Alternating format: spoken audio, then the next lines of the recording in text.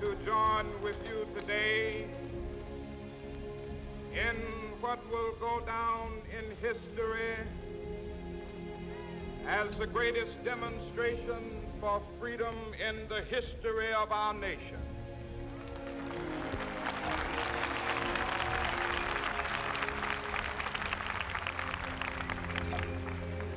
Fourscore years ago,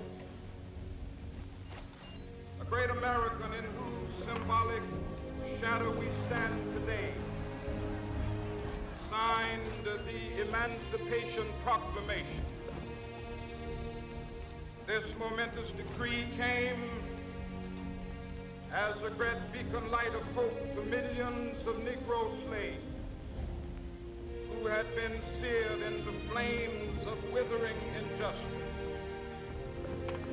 It came as a joyous daybreak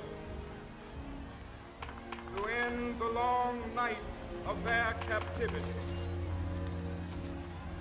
But 100 years later, the Negro still is not free. 100 years later, the life of the Negro is still sadly crippled by the manacles of segregation and the chains of discrimination. 100 years later, Negro lives on a lonely island of poverty in the midst of a vast ocean of material prosperity. 100 years later, the Negro is still languished in the corners of American society, finds himself in exile in his own land. So we've come here today to dramatize a shameful condition. In a sense, we've come to our nation's capital to cash a check. When the architects of our republic wrote the magnificent words of the Constitution and the Declaration of Independence,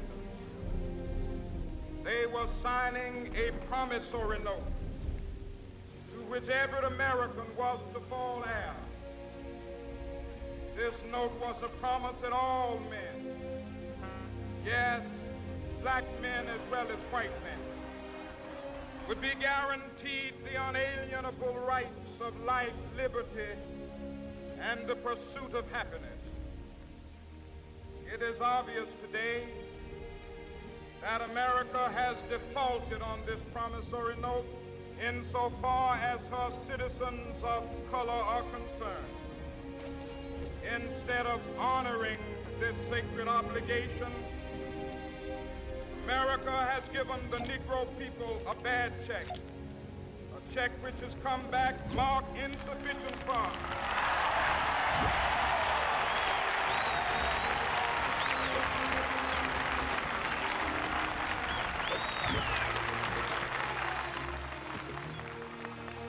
But we refuse to believe that the Bank of Justice is bankrupt. We refuse to believe that there are insufficient funds in the great vaults of opportunity of this nation. So we've come to cash this check, a check that will give us upon demand the riches of freedom and the security of justice.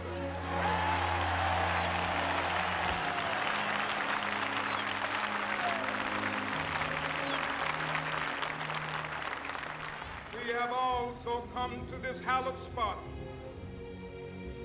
to remind America of the fierce urgency of now.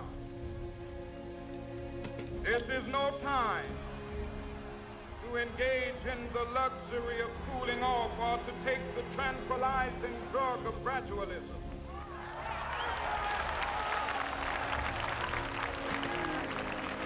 Now is the time to make real the promises of democracy. Now is the time to rise from the dark and desolate valley of segregation to the sunlit path of racial justice. Now is the time to lift our nation from the quicksands of racial injustice to the solid rock of brotherhood. Now is the time. Make justice a reality for all of God's children. It would be fatal for the nation to overlook the urgency of the moment. This sweltering summit of the Negro's legitimate discontent will not pass until that is an invigorating autumn of freedom and equality. 1963 is not an end, but a beginning. Those who hope that the Negro needed to blow off steam and will now be content will have a rude awakening if the nation returns to business as usual.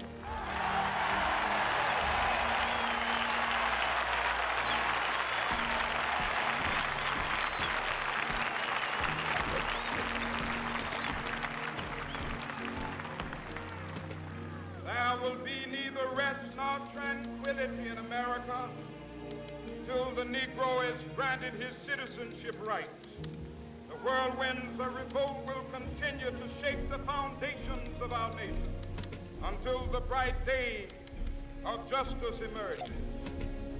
That is something that I must say to my people who stand on the warm threshold which leads into the palace of justice. In the process of gaining our rightful place, we must not be guilty of wrongful deeds. Let us not seek to satisfy our thirst for freedom by drinking from the cup of bitterness and hatred.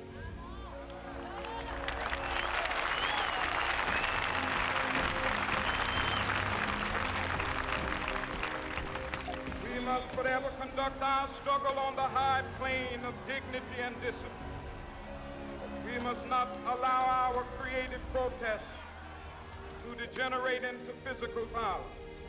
Again and again, we must rise to the majestic heights of meeting physical force with soul force. The marvelous new militancy which has engulfed the Negro community must not lead us to a distrust of all white people. For many of our white brothers, as evidenced by their presence here today, have come to realize that their destiny is tied up with our destiny.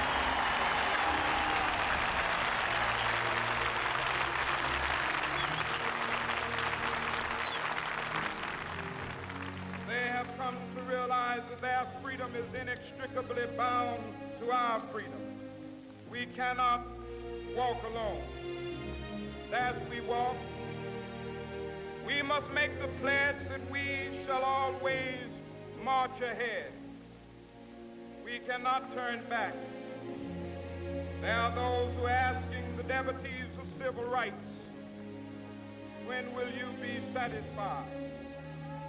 We can never be satisfied as long as the Negro is the victim of the unspeakable horrors of police brutality.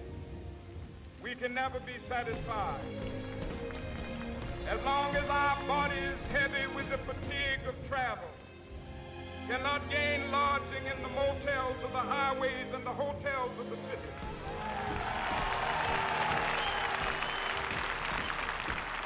We cannot be satisfied as long as the Negro's basic mobility is from a smaller ghetto to a larger one. We can never be satisfied as long as our children are stripped of their selfhood and robbed of their dignity by signs stating for whites only.